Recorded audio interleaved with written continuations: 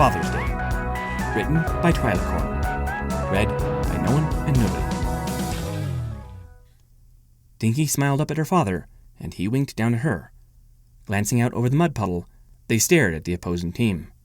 Diamond Tiara and Filthy Rich. A green flag waved down, and they were pulling like they never had before. The rope hurt Dinky's mouth, but it was worth it to see Diamond Tiara's expression of shock as she fell, head first, into the mud. Her father landing squarely on top of her. The first competition goes to Dinky and Dr. Hooves. A cheer arose from the crowd as the father and daughter high-hooved each other and trotted towards the next competition, egg carrying. They each lifted a spoon in their mouth, and a referee placed an egg on each of their spoons. Ready?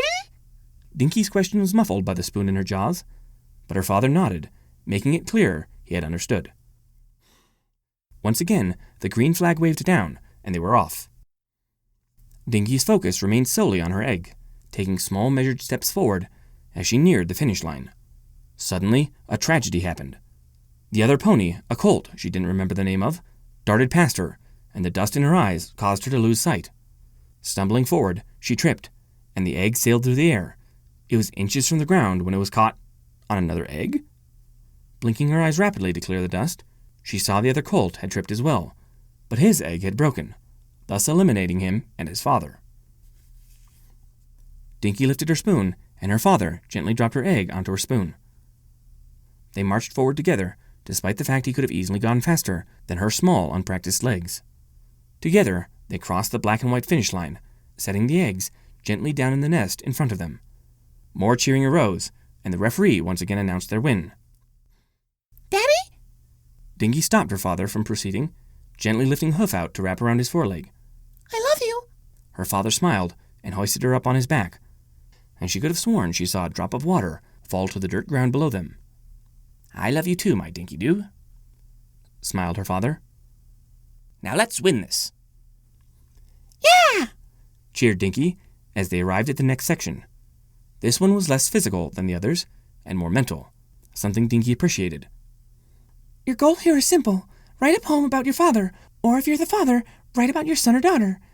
Your poetry will be rated from a scale of 1 to 10 by the town librarian Twilight Sparkle, the mayor, and Rarity Filigree.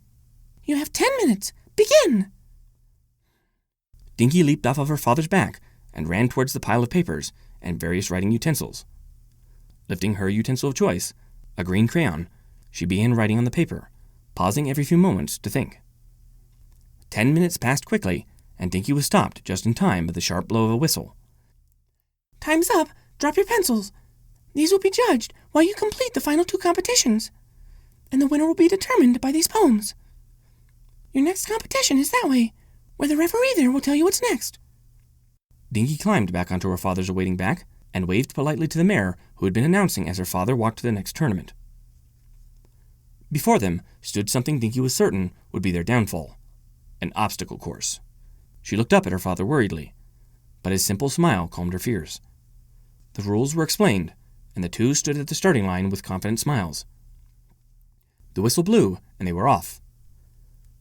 Dinky's first task was climbing up a tangled web of ropes, but with her father's help, she finally reached the top. From there was a straight rope down, but with some quick thinking, her father lifted her to his back and rappelled down for both of them, his hooves landing evenly on the wall before him until they reached the bottom.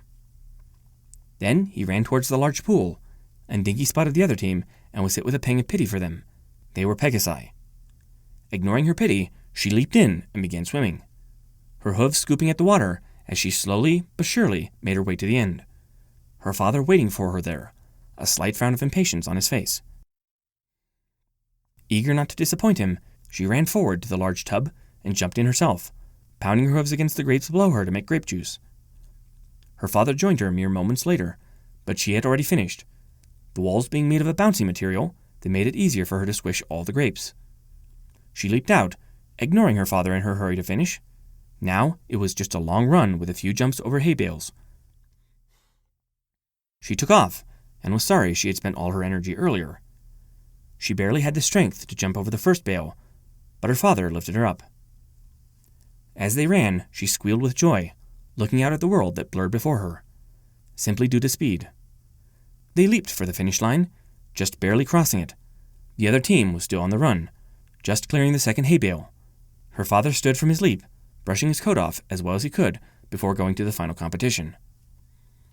Her father smiled down at the competition, and Dinky slid off his shoulders to see what it was. A smile lit up her face too, and she high-hoofed her father. Your final competition is quite simple. Give your father a hug.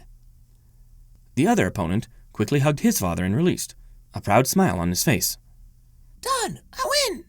Dinky, however, ignored him, instead embracing just his forehoof and hug, being the only spot she was tall enough to reach.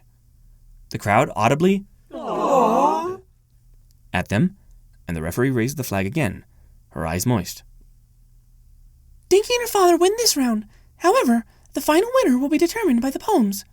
I have the envelope right here. The mayor magically opened the envelope and paused before reading it. The winners of this year's Father's Day competition are Dinky Doo and Dr. Hooves. A cheer arose from the crowd as a trophy was hoofed to them with their poems. Daddy, I want to read you my poem. And I'll read you mine. Dinky nodded. For my daddy. Daddy, you're always there to help me out, to comb my hair, to make me feel better when I'm sick, to teach me not to bite or kick. Daddy, you have always loved me, and I love you. For my Dinky, I remember when you were born. The world sang out for you. And now that you're getting older, I know you're getting bolder. But you'll always be my foal to me.